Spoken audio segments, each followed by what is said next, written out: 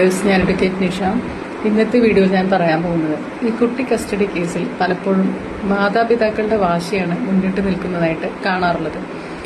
കുട്ടിക്ക് വേണ്ടി കുട്ടി ആരുടെ കയ്യിലാണോ ഉള്ളതെങ്കിൽ എതിർകക്ഷി കേസ് കുട്ടിയെ കിട്ടുന്നതിനായി കേസ് ഫയൽ ചെയ്യുകയും കുട്ടിയോടൊപ്പം സമയം ചെലവഴിക്കാൻ ബഹുമാനപ്പെട്ട കോടതി ഇന്ററാക്ഷൻ അനുവദിക്കുന്ന വേളയിൽ കുട്ടിക്ക് വിസമ്മതമാണെങ്കിൽ പോലും കുട്ടിയെ ബലമായി പിടിച്ചു വലിച്ച് എനിക്ക് അനുവദിച്ച സമയമാണ് എന്ന രീതിയിൽ പ്രതികരിക്കുകയും കുട്ടിയോടൊപ്പം ഇരിക്കുമ്പോൾ മുഴുവൻ സമയവും ഫോണിൽ ചെലവഴിച്ചും മറ്റും ഇരിക്കുന്ന മാതാപിതാക്കളെ കാണാറുണ്ട്.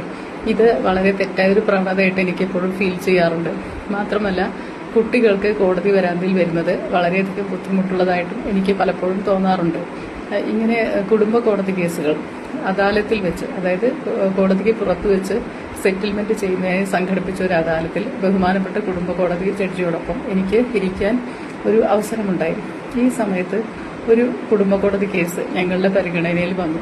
ഒരു 11 വയസ്സായ കുട്ടിയുടെ കസ്റ്റഡി അച്ഛൻ ആവശ്യപ്പെട്ടുകൊണ്ടുള്ള കേസായിരുന്നു. അത് അമ്മയുടെ കൈവശമായിരുന്നു കുട്ടി താമസിച്ചു വന്നിരുന്നത്. കുട്ടി അമ്മയോടൊപ്പം ബഹുമാനപ്പെട്ട കോടതിയിൽ എത്തിച്ചേരുകയും അദാലത്തിൽ എത്തിച്ചേരുകയും കുട്ടിയെ ഞങ്ങളുടെ മുമ്പിൽ ഇരുത്തുകയും ചെയ്തു.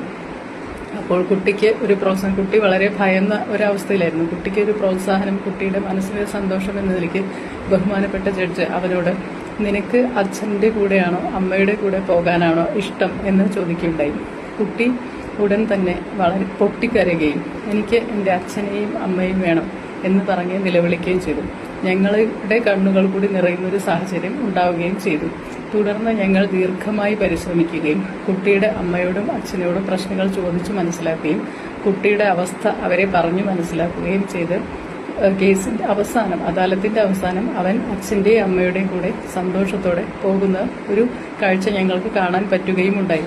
ഈ കാഴ്ച എനിക്ക് വളരെയധികം സന്തോഷമുണ്ടാക്കുകയും ചെയ്തു.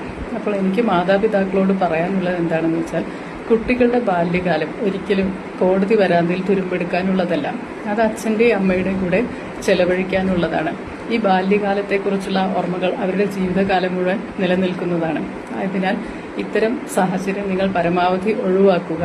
ഒഴിവാക്കാൻ പറ്റാത്ത സാഹചര്യങ്ങൾ നിങ്ങൾ കോടതിയിൽ കുട്ടിയുടെ കസ്റ്റഡിക്കായി കേസ് കൊടുക്കുകയാണെങ്കിൽ ആയത് പരമാവധി വേഗം ഒത്തുതീർപ്പാക്കാനുള്ള ശ്രമങ്ങൾ നടത്തുക. 3-4 വർഷം കോടതി വരാന്തിയിൽ ചിലവഴിച്ചു കഴിഞ്ഞാൽ കുട്ടിക്ക് മാനസികമായി അത് വളരെയധികം ബുദ്ധിമുട്ടുകൾ ഉണ്ടാക്കുന്നതായിരിക്കും.